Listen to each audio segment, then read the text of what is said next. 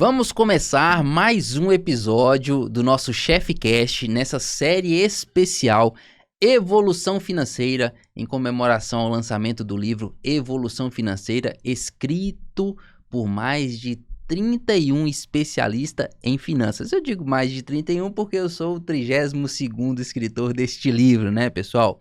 E é o seguinte, você que está chegando agora, deixa o like no vídeo, se inscreva no canal se você não for inscrito, deixa o seu like, seu comentário, isso vai ajudar demais. Não esquece de ativar o sininho para você não perder nenhum capítulo, pessoal, desse especial que está transformando e fazendo as pessoas evoluírem financeiramente.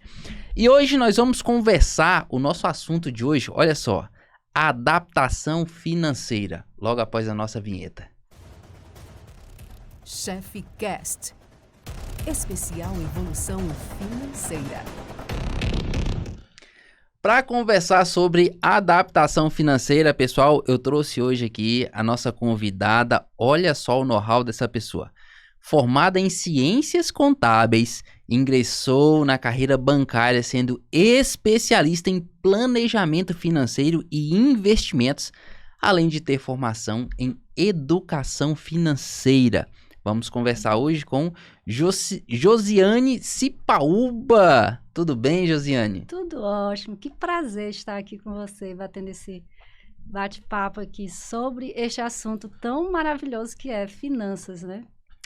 Eu gostaria de começar com você, Josiane, antes da gente entrar no assunto propriamente dito, apesar de eu ter explanado um pouco aqui sobre o seu currículo, mas que você possa falar um pouco sobre você. Quem é a Josiane Cipaúba, para a gente poder conhecer um pouco mais de você?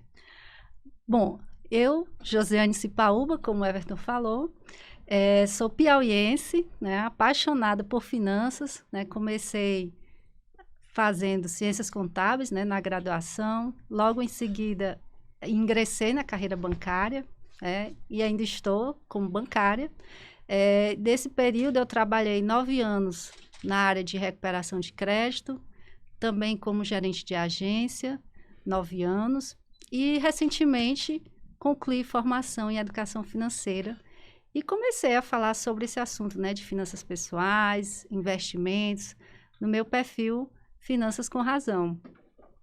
Muito bacana. Gente, ó, a gente já deve ter colocado aí na parte de baixo do vídeo, né, o seu Instagram, Finanças com Razão. Vocês já sigam ela, gente, vocês vão aprender demais. É um Instagram que eu indico para todo mundo, porque é um Instagram que realmente vai fazer você evoluir financeiramente. Josiane, é o seguinte, você fala no seu livro, no capítulo do livro, sobre adaptação financeira. O que viria a ser uma adaptação financeira? O Everton, o que a gente vê? As pessoas, né, não costumam aceitar a sua situação financeira, no sentido não de se conformar, mas de querer ter um padrão de vida acima do que realmente podem, né? E eu falo, né, da importância de que para você ter essa evolução financeira, o primeiro momento é você ter uma adequação ao seu padrão de renda, tá? Aos seus gastos, para que depois, né, à medida que você vai evoluindo, claro, você também vai poder vivenciar um padrão também superior.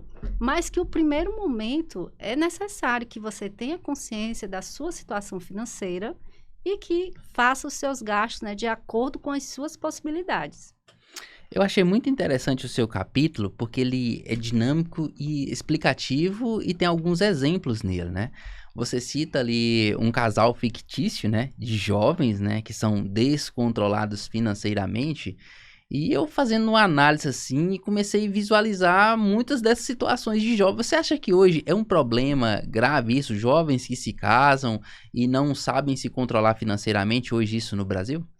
Olha só, essa nova geração, né, já começou a vida com muito acesso ao crédito, né? Diferente da minha geração, da sua, acredito também, que a gente demorou a ter um cartão de crédito, uma conta corrente, um cheque especial, e hoje você vê as crianças, né, já conseguem ter esses produtos financeiros.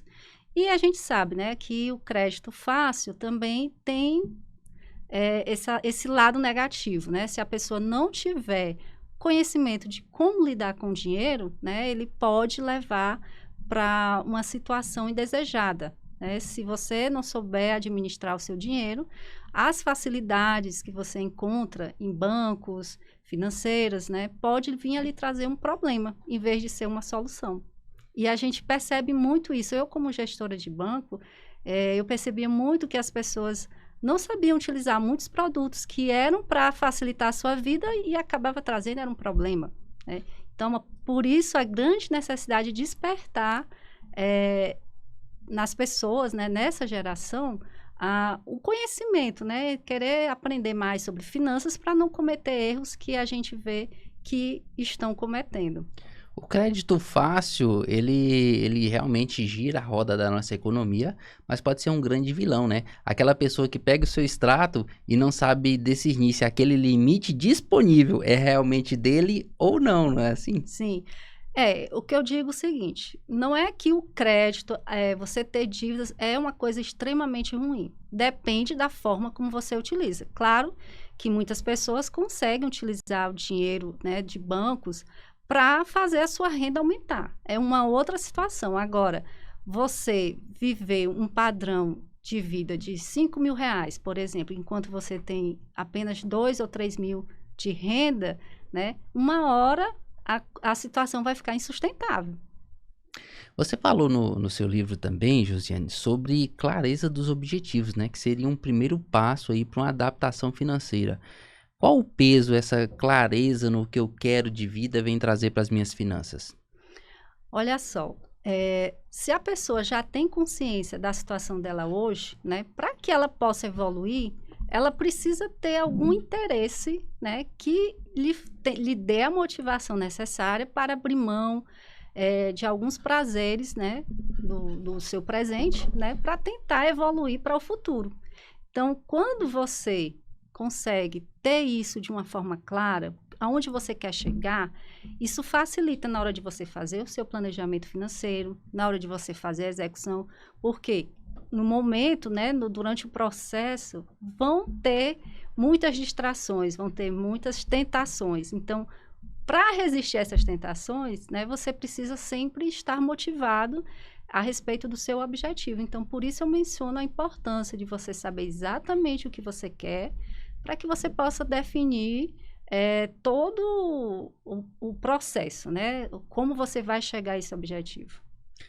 Eu achei interessante no seu capítulo que você fala sobre controlar as finanças não é prazeroso, né? Eu acho que algumas pessoas são uma exceção à regra, né? Eu, por exemplo, amo preencher uma planilha e ver como é que está as finanças, mas a gente entende que 90% das pessoas realmente não gostam de ter um controle financeiro, de ter uma planilha financeira, de ali, foi no supermercado anotar os seus gastos, né? Foi numa saída com a sua família anotar os seus gastos.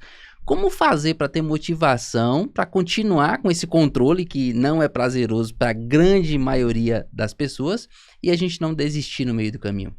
Eu coloquei isso também no livro, né, pela experiência que eu vejo na prática, né, as pessoas que eu já auxiliei com essa parte de organização financeira, eu percebo que é uma dificuldade, né, que as pessoas têm, por mais que elas desejem se organizar financeiramente, evoluir, né, nesse aspecto, com relação à parte realmente de controlar, né, as suas finanças, é algo que ninguém quer, né? Sempre tem uma desculpa, porque não tem tempo, diz que é porque não sabe manusear aplicativo ou uma planilha financeira, enfim. Mas por que eu também acho que esse processo não é prazeroso? Eu digo também por experiência própria. Porque muitas vezes quando a gente faz todo esse levantamento, né, a gente vê a realidade. E aí, muitas vezes, a realidade, ela não nos deixa satisfeito. E por isso, eu acho que as pessoas acabam fugindo, porque sabe que não vai mais poder, por exemplo, fazer algo que gosta, assim, sair a quantidade de vezes que sai, ou comprar uma roupa, um objeto mais caro, um celular, porque vê que não tem, o orçamento já está comprometido.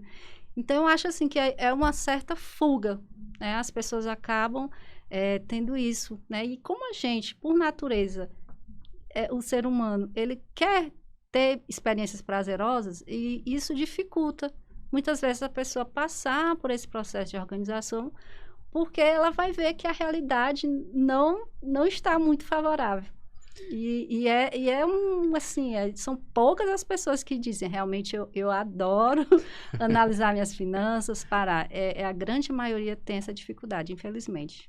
Mas será que com o tempo, Josiane, que a pessoa for controlando e que ela for vendo que ela vai mudando o seu cenário, depois de fazer a sua adaptação financeira, ela possa começar a ver prazer, porque vai sobrar? Porque pelo que eu estou entendendo, nessa linha de pensamento, é porque a realidade se torna dolorida, né? A pessoa vê que não pode fazer o que está sendo feito e ela tem que fazer essa tão chamada que você fala, adaptação financeira.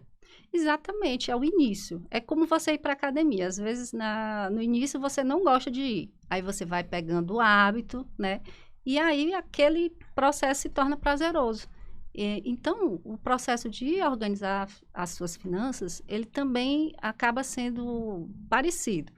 Porque você começa a ver resultado, tá? No primeiro, no segundo mês, quando você já começa a ver que o orçamento vai fechar no azul, que já vai começar a fazer investimentos, que você vê que dá para realizar aquele sonho que você tanto quer, que não é algo tão distante, então aí você vai pegando gosto, tá? Mas o que eu quis dizer é que no primeiro momento é algo que muitas pessoas se assustam, tá? Que tem essa dificuldade, mas é uma questão de hábito, né? Que a pessoa precisa continuar e é um caminho sem volta. Quando você começa a organizar suas finanças, que você vê o resultado, você não quer mais, né, retroceder, sempre procurando evoluir. Evoluir, né? É o próprio nome do nosso livro. Você falando aí, é como uma frase que eu escutei. Sempre quando a gente começa a controlar as nossas finanças, é um verdadeiro tapa na cara, né? Porque se a gente começa a ter controle, é porque a gente era descontrolado, né? Então, quando a gente vê a realidade, é complicado. Para quem está começando agora, o que é mais importante no início, quer seja da sua organização financeira ou dos seus investimentos?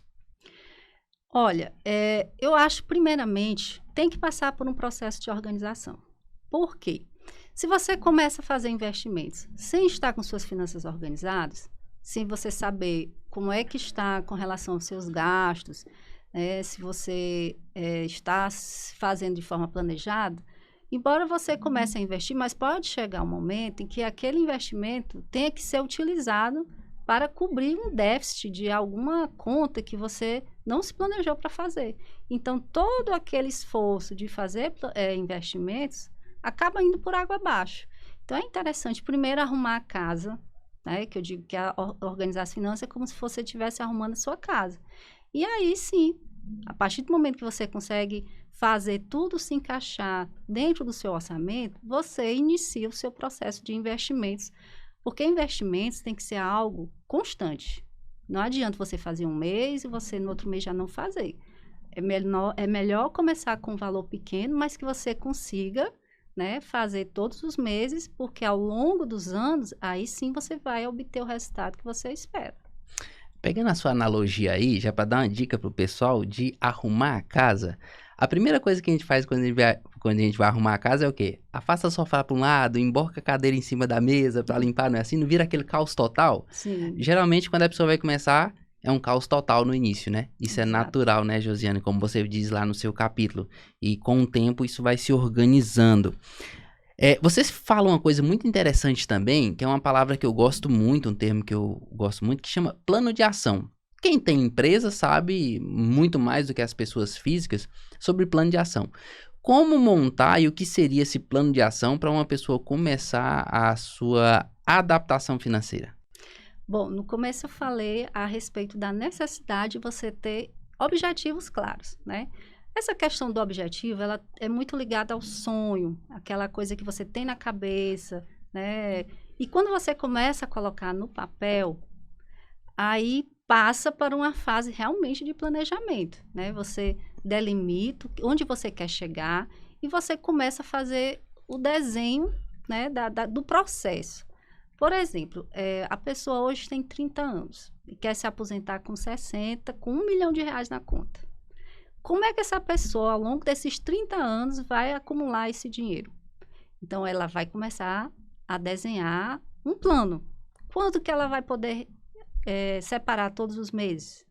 Qual o investimento mais adequado para ela colocar esse dinheiro com a rentabilidade que ela consiga na aposentadoria ter esse retorno. Então, assim, o plano de ação é justamente você tirar o seu objetivo do mundo imaginário e trazer ele para a realidade. Você colocar no papel o que você precisa fazer mês a mês, o que você precisa aprender, se você precisa de ajuda, né? Qual profissional que vai te ajudar. Então, isso tudo são etapas que vão fazer parte desse plano, né? E existem vários exemplos, uma viagem, né? Para você adquirir um carro ou um imóvel. Então, tudo isso são sonhos que a gente vê que a maioria das pessoas tem, né? Mas que fica no mundo imaginário, pensa que é algo inatingível. Sendo que no momento que ela coloca aquilo no papel, que ela vai desenhando etapa por etapa, vai vendo que é possível, né? Só precisa separar um tempo para organizar as ideias, né? Organizar as ações. E muitas pessoas que não têm condição de fazer isso sozinha, não conseguem, aí sim entraria o profissional, né, de finanças para auxiliar no processo. Quem for pesquisar plano de ação na internet, vai ver umas coisas bem complexas lá, né? Plano de ação, por exemplo, 5W2H, umas coisas bem complexas. Não é bem isso que você está falando no seu livro. Você está falando de coisa simples, né? Um passo a passo da pessoa alcançar ali o seu objetivo. Isso eu achei muito interessante da sua parte, que deixa bem claro isso pra gente. Você falou sobre o orçamento, que o plano de ação justamente você vai ter que ter um orçamento para você alcançar aquele objetivo lá. Qual é a importância da gente ter bastante foco e não ultrapassar esse orçamento? Olha só, o orçamento, ele é como se fosse uma espécie assim de GPS das finanças, né? Das finanças pessoais. Então, eu dou muita importância a essa questão do orçamento. Porque a contabilidade mental é algo muito traiçoeiro, né? Se você acha que tem dinheiro, mas quando você vai anotar, quando você vai planilhar ou acompanhar no aplicativo, qual seja o método, você vê que não é bem assim como você está pensando. Então, é importante acompanhar. Eu acho, inclusive, quem está iniciando o processo, fazer isso diariamente. Por quê? Eu acho que a pessoa tem que sair de casa sabendo o que ela pode gastar. Ela pode ainda ir àquele restaurante, aquele happy hour no final do dia, pode pegar o Uber em vez de pegar um ônibus ou um metrô. Então, quando as pessoas deixam para fazer isso uma vez no mês, vai anotar tudo que gastou, não faz mais sentido. Porque o interessante é você ter a informação antes de gastar. Então, à medida que você vai fazendo isso diariamente, você vai acompanhando como é que está a execução do seu orçamento e sabe qual valor você pode gastar de cada despesa. É interessante, é legal que você pode até antes de ir no mercado, né? Quanto que eu tenho disponível para minhas compras, né? Exatamente. Então, eu quando iniciei o meu processo de organização financeira, isso há 4 anos atrás, né? Eu sendo bancária, sendo da área de finanças, e tinha essa dificuldade financeira. Eu via que eu ganhava um salário bom, mas todo mês estava no cheque especial e aquilo estava me incomodando. Isso não pode, tem algo errado. Então, eu comecei a acompanhar alguns perfis, né, no Instagram, alguns livros, né, ler. E isso me ajudou bastante a mudar, sabe? Deu essa virada de chave. E aí, eu comecei a me organizar, acompanhar o que é que eu realmente estava gastando. Então, assim, com 2, 3 meses, eu já comecei a ficar no azul, já comecei a fiz uma viagem e não precisei me endividar. Então, assim, às vezes a gente pensa que é algo impossível, mas é só realmente parar para fazer, né? Procurar o método correto.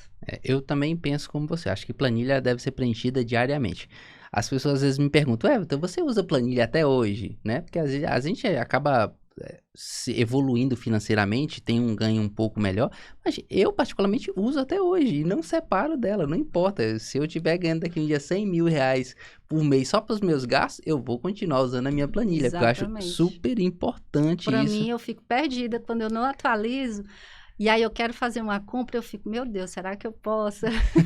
Enquanto eu não atualizo a minha planilha, eu não faço aquela compra assim mais expressiva para saber se tá tudo direitinho, né? É o norte, né? E é legal quando chega agora, hoje é dia 31, né? Dia 31, chega o dia 31 que você fecha a sua planilha e você fala, nossa, fechei no azul. Exatamente, que legal, né? Maravilha. Acontece de um ou outro gasto a gente subir, mas a gente sabe que o outro vai sofrer. Eu sempre faço isso. Se eu precisei aumentar em algum gasto, eu compenso com outro que eu ainda não gastei, que está ali reservado. Eu disse, não, pois esse aqui vai ficar para outro mês. E por aí vai, né? Mas é interessante essa forma de pensar, porque você vai tendo um controle mais dinâmico, né? Exatamente. Você também fala sobre os controles, a gente ter controle sobre as emoções da gente, né? Que muitas vezes as nossas compras são guiadas pela emoção e não pela razão, não é, Josiane? Nossa, por isso até que eu coloquei o meu perfil com este nome, Finanças com Razão, sabe? Porque eu percebia que muitas compras eu particularmente fazia, como é que se diz assim, deixava o lado emocional falar mais alto. Tipo, coisas que eu não precisava, que eu não tinha necessidade, mas eu queria comprar. E muitas vezes sem poder. Então, assim, só para satisfazer um desejo momentâneo. E isso eu percebo que são várias pessoas que têm esse pequeno problema, sabe? E, tipo, como eu falei também antes, né? Como a gente sempre quer se sentir bem, quer ter aquele prazer, e hoje esse prazer, ele é muito utilizado através do consumo. Né? A gente, quando está feliz, quer comprar algo para comemorar. Quando a gente está triste, também quer comprar algo para suprir aquela frustração.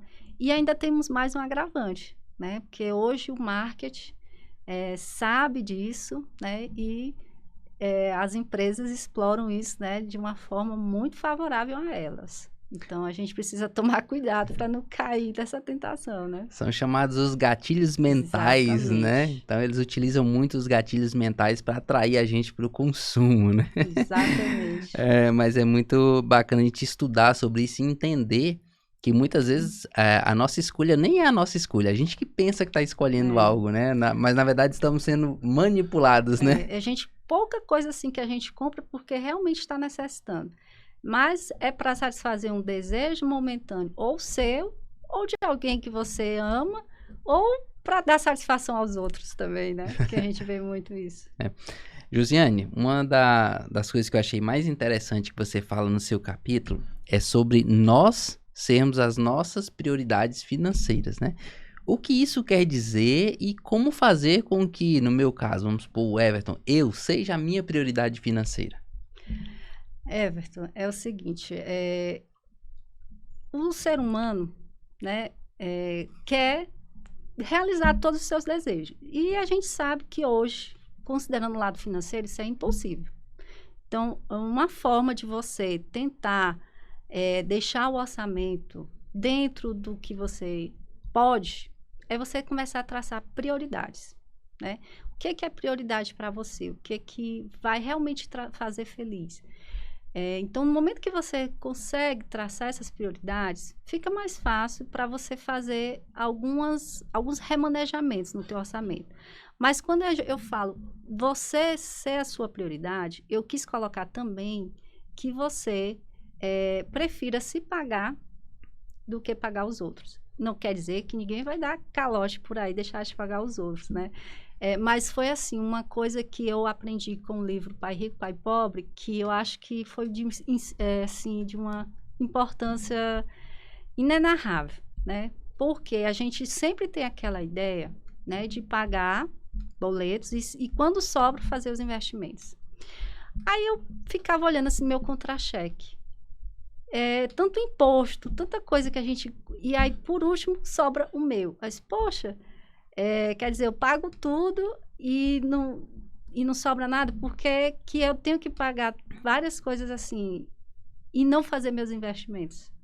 Então, quando eu vi que eu tinha que pagar imposto, tinha que pagar boletos, eu disse, não, eu também tenho que me colocar nessa prioridade. Então, o que eu vou fazer? Receber o meu salário, primeira coisa, vou investir. Nem que seja um valor pequeno, um valor simbólico, mas aquilo ali vai me fazer criar o hábito, né, de querer cada mês superar essa meta, né, de investimento. E assim eu comecei, né, tipo de R$100, né, de R$200, até eu chegar a um percentual que eu achei razoável, né, para o meu salário. Então, assim, as pessoas, infelizmente, né, sempre se deixam por último. Né? E o investimento tem que você analisar pela ótica de que o investimento é algo que você está reservando hoje para realizar um sonho maior amanhã, né? Então, não é só a questão do dinheiro, é para você ter uma conta com dinheiro e tal, mas eu vejo o investimento como realmente um mecanismo, uma ferramenta para eu realizar um sonho. Então, aquilo ali me dá cada vez mais vontade de investir, porque eu sei que eu vou viver uma experiência que vai me dar muita felicidade, que ao passo, se eu não fizer, talvez eu não realize essa experiência nunca. Josiane, eu queria que você analisasse uma linha de raciocínio. A gente lidar com muitas empresas e muitos empresários. E às vezes a gente fala sobre isso com os empresários, se pague primeiro. E os empresários confundem o que a gente fala. O que eles pensam? Eles pensam que o primeiro dinheiro que eles vão receber na empresa, eles têm que tirar para eles. Não é bem isso que você deixa claro no seu livro, né? Não é que ele precisa tirar o dinheiro, ele pode até pagar o boleto primeiro, ele pode pagar, desde que ele retire o dele no final do mês, que é para todas as despesas dele. Mas o se pagar primeiro é do salário dele, ele tirar um pouco para ele investir e não gastar tudo. Esse é a mensagem principal do se pagar primeiro e ter a pessoa como prioridade, não é isso? Exatamente, o que eu quis colocar nesse sentido, né? Que quando você tem aquela sua renda, você já separa o percentual que você sabe que vai para os seus investimentos. No caso dos empresários, que a gente vê muito, Everton, é que as pessoas confundem o caixa da empresa com o caixa do sócio, né? Então, assim, eu acho que o empresário, ele não tem necessariamente que aumentar a renda dele à medida que aumenta o faturamento da empresa. Ele precisa ter uma definição de renda mensal, prolabore, né? Porque ele precisa fazer reinvestimentos na empresa, né? Então, esse faturamento a mais que vem, não é que ele já vai tirar logo para ele, né? Ele vai reinvestir no negócio dele. Agora, da parte que cabe a ele, né, do prolabore, sim, ele não esquecer de ter o percentual para você investir no seu presente, né, nas suas realizações de hoje, mas sempre deixar uma cota também para as suas realizações que vão ficar mais para o futuro, ou que depende de uma reserva financeira, né? Uma viagem especial, a aposentadoria, a questão da casa, né? Do imóvel, que são sonhos que dependem mais de um esforço maior para você realizar, né? Porque o sonho é algo grandioso, né? Diferente do desejo, que o desejo você ali momentaneamente, né, você consegue resolver com, às vezes, pouco dinheiro. E o sonho não. Geralmente, o sonho, ele precisa de uma estrutura maior. Porque se ele não fosse difícil, não seria sonho, né? Você poderia realizar a qualquer momento. É isso aí. Josiane, eu agradeço a sua participação aqui no nosso especial Evolução Financeira. Para a gente fechar com chave de ouro, eu queria que você deixasse as suas considerações finais a respeito de adaptação financeira. Everton, eu agradeço imensamente o convite. Foi, assim, algo grandioso para mim estar aqui nessa tarde com você. Dizer que é possível, sim, realizar os sonhos. Ter a vida que você deseja. O que você, primeiramente, precisa é aprender a viver conforme as suas possibilidades, né? Até que você possa realizar seus sonhos. E, para isso, você vai precisar entrar nesse processo, né, de organizar suas finanças, começar a investir, né, que tudo isso faz parte aí de um processo de evolução financeira que nós, autores do livro Evolução Financeira, gostaríamos muito de ter esse presente, ter essa mudança na sua vida, essa virada de chave, né, como muitos de nós aqui, autores, né, já tivemos em algum momento, seja por um livro, seja acompanhando algum Instagram, né, que fala sobre finanças, né? E eu acredito que todos nós já tivemos uma experiência, né, com relação a finanças. E eu acredito que com este livro, né, muitas pessoas poderão também transformar suas vidas e realizar seus sonhos. E eu fico muito grata de poder participar desse projeto. Muito bom, agradeço de novo a sua participação, agradeço ao Breno aqui que cuida de tudo pra gente, agradeço a você que assiste aqui o nosso podcast, que compartilha. Não se esqueça, se você chegou agora e assistiu o vídeo até aqui, de se inscrever no canal, ativar o sininho para você não perder nenhum vídeo dessa série, tá bom? Deixa o seu comentário, deixa o seu like que vai ajudar muita gente. E eu quero fechar este capítulo com essa seguinte frase da minha nobre senhora que está na minha frente: viva conforme suas possibilidades até que possa viver como deseja. Um abraço a todos vocês. Chef Cast, especial evolução financeira.